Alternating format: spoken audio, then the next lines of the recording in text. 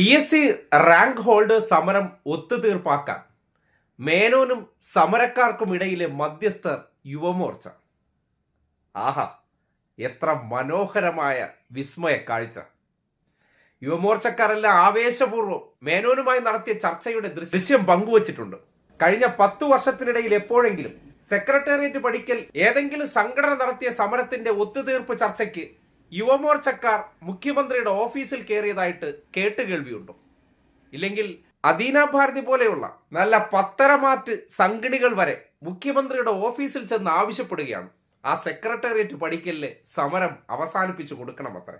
ഒരു സർക്കാർ മാറി മേനോൻ സർക്കാർ അധികാരത്തിൽ വന്നപ്പോൾ യൂത്ത് കോൺഗ്രസും KSUക്കാരൊന്നുമല്ല, യുവമോർച്ചക്കാരാണ് ഇപ്പോൾ പല കാര്യങ്ങളും മേനോനുമായിട്ട് ഡിസ്കസ് ചെയ്ത് ഒത്തുതീർപ്പിലേക്ക് പോകുന്നത്. ഇതൊന്നും കണ്ടിട്ട് കേരളത്തിലെ ദാവൂദന്മാർക്കും അജിംസുമാർക്കൊന്നും ഒരു പ്രശ്നവുമില്ല. ഇത്രയും കാലം സംഘി ചാപ്പയുമായി നടന്നവർക്ക് മേനോൻ സംഘപരിവാറുമായി കൂടിച്ചേർന്ന് ചെയ്യുന്ന പല പ്രവർത്തനങ്ങളും കണ്ടിട്ട് അതൊക്കെ സർവ്വസാധാരണം പോലെ ശാന്തമായിരിക്കുകയാണ്. അദ്ദേഹത്തിന്റെ മതവികാരമൊക്കെ എത്ര പെട്ടെന്നാണ് കെട്ടടങ്ങി കിടക്കുന്നത്.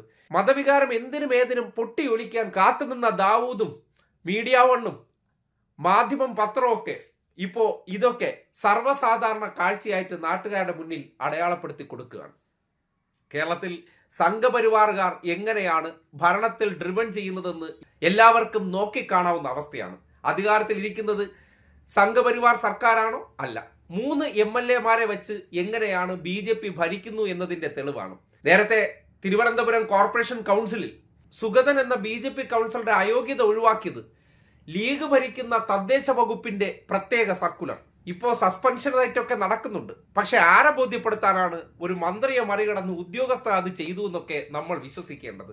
കേരളത്തിലെ ഉന്നത വിദ്യാഭ്യാസ മേഖലയിൽ പ്രത്യേകിച്ച് പല സർവകലാശാലകളിലെയും VC-മാരും സെനറ്റ് അംഗങ്ങളെല്ലാം BJP-ക്കാർ തന്നെ പ്രത്യേക താല്പര്യമെടുത്ത് നിയമിക്കുമ്പോഴും അതിനെതിരെ ഒരക്ഷരം പോലും മേനോൻ ഉരിയാടിയിട്ടില്ല. ഇപ്പോ SFI-ക്കാരും DYFI-ക്കാർക്കും മാത്രമേ സമയം കൊടുക്കാൻ ബുദ്ധിമുട്ടുള്ളൂ. യുവമോർച്ച, സംഘപരിവാറുകാർ, BJP-ക്കാർ, BJP സംസ്ഥാന അധ്യക്ഷൻ തുടങ്ങി ആരെയും ഒറ്റ ഫോൺ കോളിന് പുറത്ത് ലഭ്യമാകുന്ന ഒരു മുഖ്യമന്ത്രി കേരളത്തിൽ വന്നപ്പോൾ അതിനോട് വളരെ ശാന്തമായി പെരുമാറുന്ന ന്യൂനപക്ഷ വിഭാഗക്കാരെയും ലീഗുകാരെയൊക്കെ കാണുമ്പോൾ ഈ നാട്ടിൽ ഇന്നലെ വരെ ചാപ്പയുമായി നടന്നവർ എന്തേ വാ തുറക്കുന്നില്ല എന്ന് കേരളം ഒന്ന് ചിന്തിക്കേണ്ട സമയം.